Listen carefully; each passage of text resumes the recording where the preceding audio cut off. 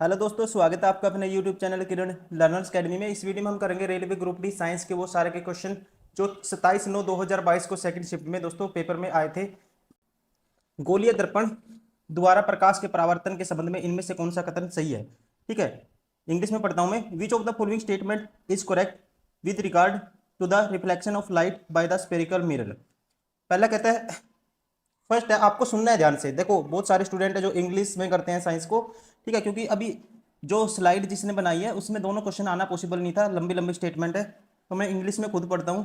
पहला कहता है, a convex mirror converges the light ray incident parallel to the principal axis. दोस्तों, जो कन्वेक्स मिरर है, उत्तल दर्पण है, वो क्या करता है? कन्वर्ज नहीं करता, डाइवर्ज करता है। तो पहला गलत हो गया। दूसरा, concave mirror converges the light ray incident parallel to its principal axis. दोस्तों, कॉनकेव मिरर क्या कन्वर्ज करता है, ये ठीक है। कॉनकेव मीन्स अवतल दर्पण। उत्तल दर्पण तीसरा कहता है, वास्तविक आभासी दोनों प्रकार के प्रतिबिंब निर्मित करता है। ठीक है, कहता है convex mirror can form real and virtual image. तो ध्यान रखेंगे, कन्वेक्स मिरर क्या बनाता है? ओनली केवल वर्चुअल इमेज बनाएगा। तो ये गलत हो गया तीसरा भी। D, concave mirror can form both real and virtual image. दोस्तों, ये 100% ट्रू है। ठीक है, कॉनकेव मिरर दोनों इमेज बनाता है, रियल एंड वर्चुअल, और ये डिपेंड करता है ऑब्जेक्ट के साइज पे। ये ठीक है। B and D are true, option 4 is correct. Question number 2,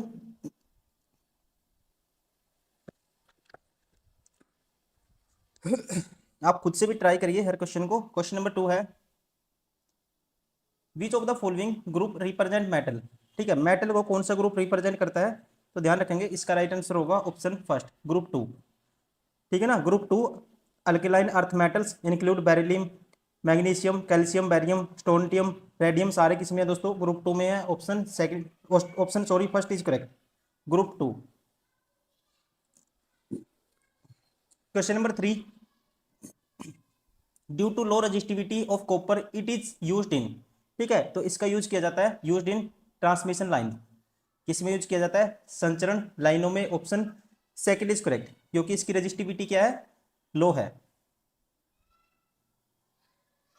question number 4, refractive index of A flint glass is 1.56, then the critical angle IC for glass air interface can be also be expressed as sin IC is equal to। तो sin IC होगा air और glass interface के लिए। ठीक है, जो air का जो रिफ्रैक्टिव इंडेक्स है दोस्तों वो 1 मान के चलते हैं, और इसका 1.56। तो ये किसके बराबर होगा? ये आएगा लगभग 0.641 के आसपास। Option first is correct. Question number 5, the general formula CnH2n-2 represent. ठीक है, तो ये रिप्रेजेंट करता है ऑप्शन 4 अल्कलाइन को। किसका होता है? अल्कलाइन का जनरल फॉर्मूला होता है दोस्तों ये। ठीक है, option 4 is correct.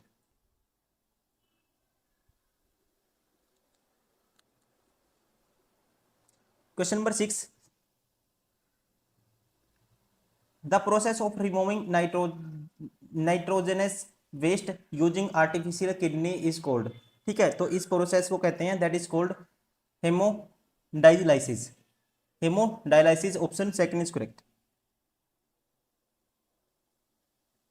Question number 7, the given reaction is example of. अब देखो, ये एग्जाम्पल किसका है दोस्तों? ये इसने ZnSO4 बन गया CuSO4 से। ZnSO4 हाई रिएक्टिव है, इसने डिस्प्लेस कर दिया कॉपर को। ठीक है, क्या बना दिया? ZnSO4। तो ये है डिस्प्लेसमेंट रिएक्शन का example. Option second is correct. Question number 8, arrange the following element in order of increasing atomic number. Increasing atomic number के अकॉर्डिंग आपको अरेंज करना है। बोरन का कितना होता है? 5 होता है। ठीक है, पहले आएगा बोरन। बोरन का 5 होता है। उसके बाद ऑक्सीजन का दोस्तों कितना होता है? 8 होता है। फिर इनमें से कौन है? ऑक्सीजन है, 8 पे है ऑक्सीजन। फिर उसके बाद नियोन का कितना होता है? 10 होता है। ठीक है, तो फिर आएगा नियोन। और उसके बाद बच गया कौन? पोटेशियम। पोटेशियम का कितना होता है? Atomic number 19। ठीक है, तो फिर आएगा पोटेशियम 19। तो हमारा जो राइट आंसर होगा ये होगा option third. Question number 9, one of the natural sources of lactic acid is, lactic acid का one of the natural source आपको बताना है, तो ये होता है कर्ड। क्या होता है? दही। Option 4 is correct. Question number 10, the direction of the magnetic field can be obtain from dash dash drawn at any point of the magnetic lines of force. ठीक है, तो इसका राइट आंसर होगा दोस्तों obtain from tangent drawn at any point of the magnetic lines of force. क्या drawn करके, tangent draw करके, ठीक है, हम पता कर सकते हैं किसका? डायरेक्शन ऑफ मैग्नेटिक फील्ड का। Option 4 is correct. Question number 11, which of the following statement regarding the HIV transmission is false. False बतानी है कौन सी आपको। कहता है किसी मच्छर द्वारा HIV संक्रमित व्यक्ति को काटने के बाद उस मच्छर काटने से HIV संचरित होता है, पहले ही गलत है। ठीक है, ऐसे नहीं होता। बाकी HIV माँ से उसके नवजात शिशु, ये ठीक है दोस्तों। रक्तदान से हो सकता है, ये भी ठीक है। यौन संपर्क से मोस्ट है ये तो, ठीक है, ऐसे तो हो ही सकता है। तो ध्यान रखेंगे पहला क्या है गलत है, बाकी सारे ठीक है। फॉल्स पूछा था इसलिए option first is correct. Question number 12, carbon compound do not conduct electricity in the molten state because. Because इसका रीजन आपको बताना है।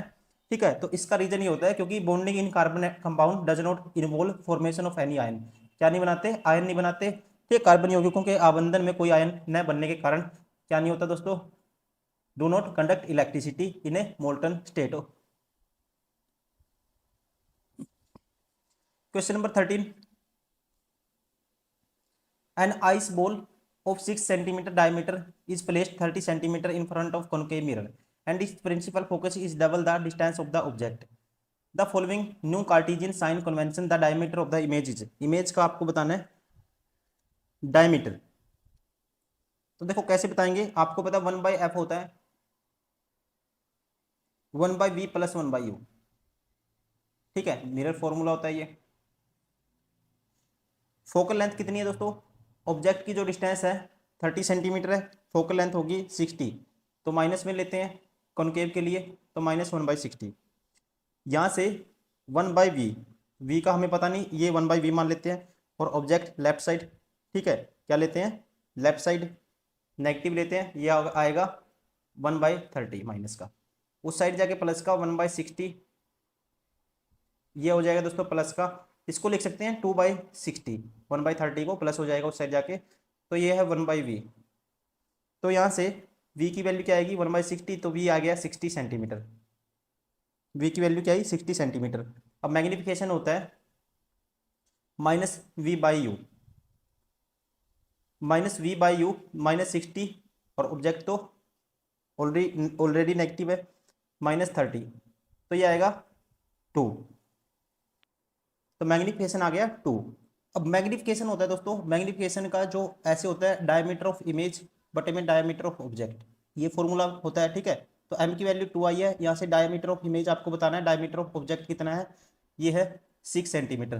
तो 6 से क्रॉस मल्टीप्लाई कर देंगे तो क्या आएगा? डायमीटर ऑफ इमेज क्या आएगा? 12 centimetre. Option second is correct. Question number 14 में है which product is formed near the cathode in the given chemical reaction. अभी देखो कैथोड पे बताना दोस्तों, कैथोड पे होता है नेगेटिव चार्ज, नेगेटिव चार्ज होता है। ठीक है, जब इसको तोड़ेंगे हम तो इससे क्या बना है? ये बना है। तो दोस्तों यहाँ पे देखो NOH और ये H2, क्लोरीन, तो इस पे नेगेटिव चार्ज होता है। तो पॉजिटिव जो हाइड्रोजन गैस है कहाँ पे जाएगी? कैथोड की तरफ जाएगी, नेगेटिव चार्ज की तरफ, तो हम कहेंगे hydrogen gas. Option first is correct.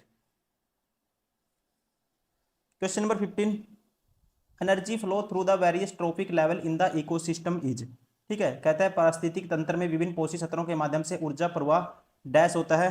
तो इसका जो राइट आंसर होगा ये होगा, ये होता है दोस्तों reduced with each higher trophic level. क्या होगा? प्रत्येक उच्च पोषी सतह के साथ कम हो जाता है। Question number 16, the current in the short circuit. Current in the short circuit दोस्तों क्या होगा? इंक्रीज होता है अत्यधिक तेजी से। ठीक है, increasing enormously. Option second is correct. Question number 17, we cell organelle is known has the suicide bags of cell. ठीक है, तो कहता है किस कोशिकांग को कोशिका की आत्महत्या की थैली के रूप में जाना जाता है। दोस्तों मोस्ट फेमस क्वेश्चन, बार बार किसी न किसी एग्जाम में आने वाला क्वेश्चन। तो ये बोला जाता है किसको, लाइसोसोम को। ऑप्शन आत्मघाती थैली किसे कहते हैं, लाइसोसोम को। Option first is correct. Question number 18, resistance is represented by, resistance is represented by, resistance को कैसे रिप्रेजेंट करते हैं, वर्क डन टाइम ऐसे रिलेशन दिया हुआ है, वर्क डन चार्ज इनके बीच में। तो दोस्तों आपको पता है V equal to I R होता है, आर की वैल्यू क्या होगी, V बाई आई होगी, ऐसे होगा। और वर्क डन किसके बराबर होता है, V इंटू क्यू के बराबर होता है। V पोटेंशियल डिफरेंस है, यहाँ पे Q चार्ज है, ठीक है। तो यहाँ से R की वैल्यू किसके बराबर होगी, R लिख सकते हैं, V की वैल्यू, सॉरी इसकी वैल्यू हम निकाल लेंगे, ठीक है, W बाय क्यू, V की वैल्यू W बाय क्यू होगी, और I क्या है, बीच में है ही है नीचे। तो हम कह सकते हैं वर्क डन ऊपर है, इंटू में charge into current, work done charge बटे में क्या है, charge into current. Option first is correct. Question number 19, the full form of ATP is, ATP क्या है दोस्तों, एटीपी की जो फुल फॉर्म होती है ये होती है एडेनोसाइन ट्राइफॉस्फेट, ठीक है। ये क्या है, एनर्जी स्टोर्ड की यूनिट है, और इसकी जो फुल फॉर्म होती है ये है adenosine triphosphate. Option third is correct.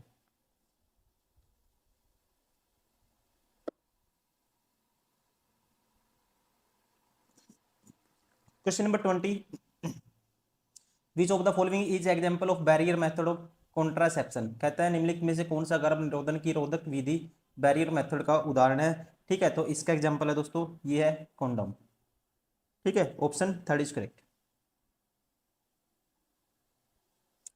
Question number 21, the resistance of wire L, radius R and resistivity rho, ठीक है। तो आपको बताना है, क्या बताना है, रेजिस्टेंस। तो रेजिस्टेंस होता है दोस्तों, रेजिस्टेंस एक फॉर्मूला याद होना चाहिए आपको, आर होता है, इस पे मैंने बहुत न्यूमेरिकल कराए हैं आपको, रो एल बाई ए, ये क्या है, एरिया, ठीक है। तो वायर का एरिया क्या होता है, यहाँ पे एरिया लिखेंगे हम पाई आर स्क्वायर, रेडियस अगर आर है तो rho L pi r square. कौन सा ऑप्शन हो गया, ऑप्शन फोर इज करेक्ट।